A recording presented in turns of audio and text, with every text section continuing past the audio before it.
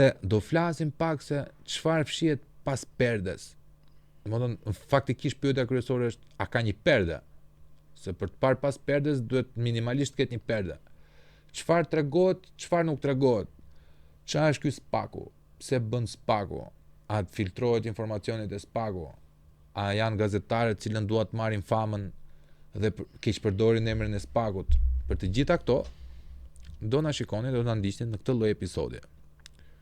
Do jetë shumë i lirshëm diskutimi, nuk është intervistë, pyetje përgjigje, ose unë nuk mund guxoj do të marr në intervistë një gazetar që ka mbaruar gazetarisë, unë nuk kam mbaruar gazetari. Por mund ta bëjmë një bisedë shumë miqësore me njëri tjetrin, edhe për t'ju iluminuar pak juve ose për t'ju hequr ato mendimet që keni për kronikën apo tërheqjen që ka publiku ndaj kronikës. Igli, shumë faleminderit që më erdha.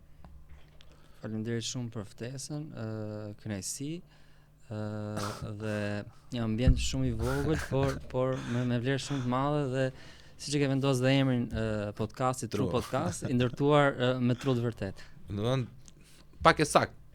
Pak e saktë dhe shumë vërtet. Si tha, koqe gruri është edhe fluturon. Shikoj vëlla. Ky lloj formate është shumë i panjohur në Shqipëri. Është ndoshta tani kanë filluar po i quajnë gjithë vetëm podcaste, por ti që vjen nga gazetaria ti e di shumë mirë se ç'a parametrash duhet plotësoj një studio për të quajtur podcast. Dhe po aq mirë sa unë dhe ti e di që këtu shumica atyre që quajnë vetëm podcast nuk janë podcast fare. Se nuk është podcasti të bësh pyetje bazike, edhe nuk ka një podcast pa një temë diskutimi.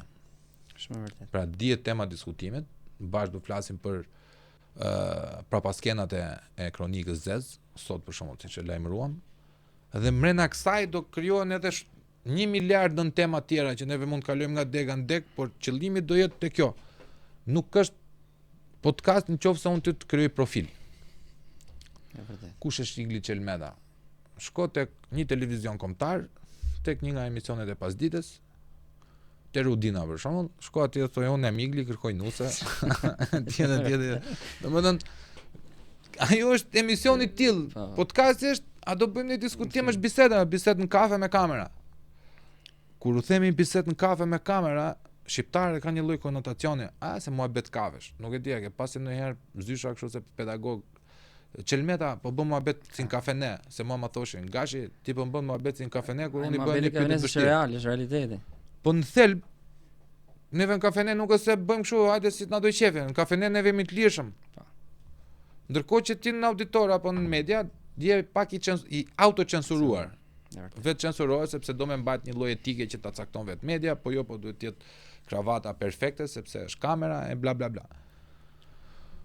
Problemi vëlla është pas perdes që këto lloj podcastesh janë krijuar nga vetë leva të krave politik për të kontrolluar opinionin publik, sepse podcasti ka lindur si një nëndarje apo sekt i medias tradicionale. Pra kur media tradicionale filloi të fusi ujë, po të flasim për mediat tradicionale që po futuj CNN-i, jo më këto tonat, që s'llogaritën fare.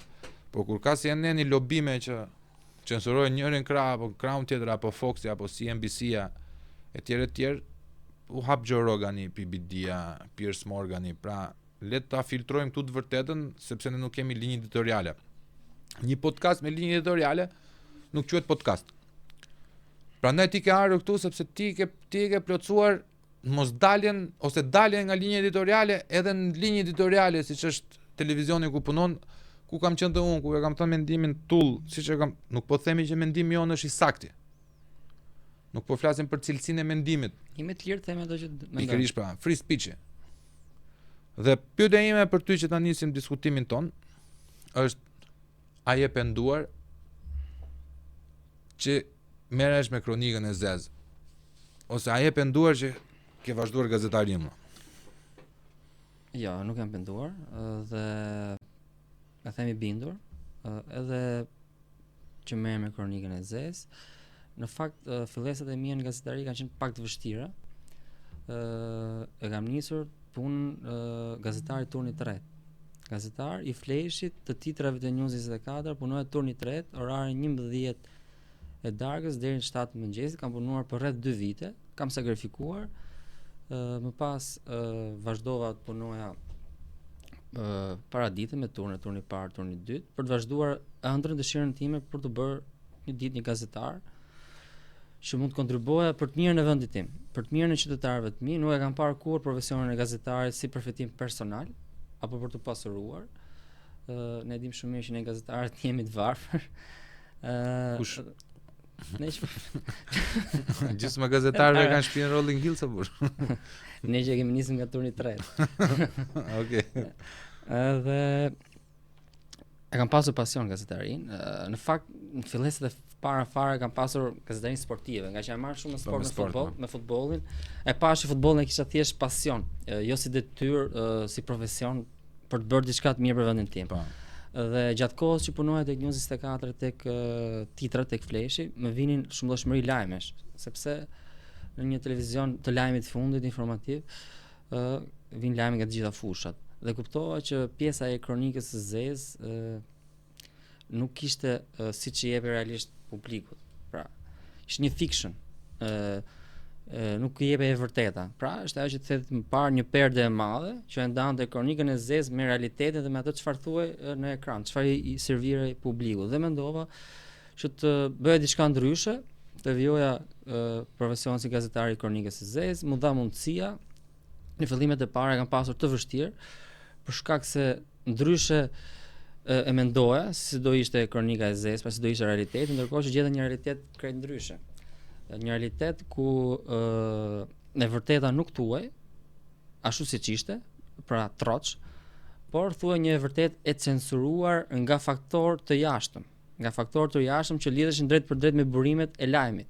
Unë kam kuptuar gjatë kësaj kohe vëlla që burimi më i mirë për mua si gazetari i kronikës së zezë është qytetari, ai qytetari i cili nesër mund të deshet me një problem, me një problematik. Dhe burim për mua nuk është asnjë shef komisariati, asnjë drejtor policie, asnjë prokuror në SPAK, asnjë prokuror në prokuritë e thjeshta pra të rretheve, asnjë hetues i byros kombëtare të hetimit. Nëse unë do e vazhdoj gazetarinë duke menduar që informacionin do ta merren nga burime, pra nga këto persona, atëherë nuk do ta quaj veten gazetar, do ta quaj dështim për veten time. Pra, parimi im në gazetari është ne të japim të vërtetën. E vërteta është ajo e freskët, e momentit të parë që të jep një qytetar i parë kur ndodh një ngjarje. Dhe në rastin kur ti informacionin e merr nga këto thonjza autoritete të drejtësisë, pra prokuror, gjyqtar, drejtues policie, ti je i përdorur dhe i përdorur në mënyrë të frikshme. Edhe ndoshta nuk e kupton. Në fillimet e mia nuk e kuptoja të gjë, do ta të nisë terrenin për ta kuptuar se çfarë ndodh realisht në këtë gazetarinë e kronikës së zezë. Dhe unë në fillimet e mia mund të jem përdorur pa e kuptuar, sepse ende nuk e kisha kuptuar se çfarë bëhej realisht në këtë fushë. Por e kuptova dhe shpresoj të kem bërë diçka të mirë në punën time. Por gjithmonë kur ndodhin ngjarje me ndjeshmëri të lartë në publik, e shoh që publikut nuk i serviret e vërteta dhe ka pas shumë ngjarje që i kam përjetuar dhe vetë personalisht, ku njerëz të cilët kanë pasur nevojë të vërtet për ndihmën tonë si gazetar të kronikës së zezë apo gazetar investigativ që të shkojmë në fund çështjeve ku njerëz të tyre të dashur kanë humbur jetën, në rastin konkret ku ka pasur të bëjë me fëmijë. Përmend disa rasti kur 7-vjeçare Jonada Avdiaj pra u përplas nga oficeri i policisë me skaf në Potam. Rasti i 3-vjeçarit Brian Spahiu, i cili shkoi tek dentisti dhe më pas humbi jetën si pasojë ndërhyrjes në Gjedhëmbë. Rasti i nënës me 3 fëmijë që u mbyt në lumin e Bunës, rasti i Martin Canit së fundi, kam kuptuar që ne si gazetar më shumë bashkëpunojmë me autoritetet, pra me policinë, me prokurorinë, pse kush do japi parë informacionin, por nuk është gazetaria, ne duhet të bashkëpunojmë me qytetarët, me të vërtetën, duhet të jemi aty në terren, të shohim të gjithë variantet, pra e vërtetat atyre që e kanë prekur realitetin, se sa t'i besojmë këtyre personave të dalim të themi kush e nxori i parë i lajmin, dhe madje ka në disa raste që kur kam raportuar në televizionin tim ku punoj, në media, në portale, për shembull, thuhet gazetari filan raportoi këtë gjë, këtë informacion. Dhe I them në shumë raste nuk është nevojë të më shkruani në emrin, se nuk po punoj për emrin tim, por po punoj për të vërtetën, për të ndihmuar këto persona në nevojë të cilët kanë të hallë të problem kaq të madh.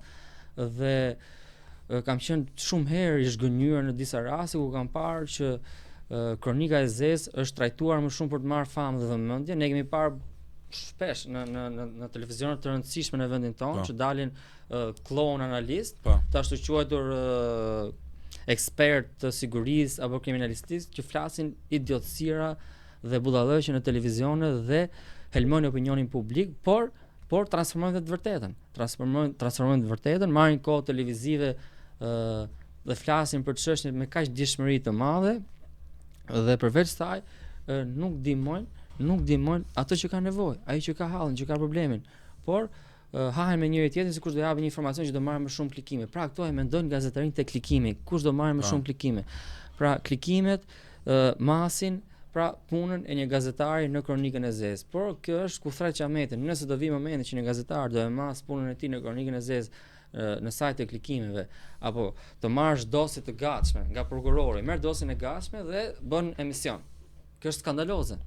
Çka gazetari ke bë? Merr dosjen e gatshme, zbardhet dosje, del me titër me flesh zbardhet dosje filan çështje. Kjo është skandaloze. Pra ti I ke shërbyer në një farë mënyrë prokurori, nga e ditë që ky prokuror nuk është I korruptuar, nuk ka zbardhur të vërtetën. Po. Nga e ditë që ky prokuror apo policia e shtetit që ka referuar materialet në prokurori nuk I ka dërguar të gjitha materialet. Detyra ime si gazetar është të zbuloj që kjo provë, ky fakt nuk është në këtë dosje. Kjo është gazetari, këtë duhet të zbuloj, jo të transmetoj dhe të pasqyroj dosjen. Ajo bën mua dhe është shumë e qartë që dikush ta ka dhënë të dosje, o drejtori I policisë kriminale ose prokurori dhe ke marrë dosjen dhe ke pasqyruar. Pra ti ke një marrëdhënie me këtë person. Pra ti je I keq përdorur, I përdorur nga ky person. Pra kjo nuk është gazetari. Dhe në kronikën e zezë kjo ndodh shumë shpesh dhe pothuajse në çdo çështje me ndjeshmëri të lartë.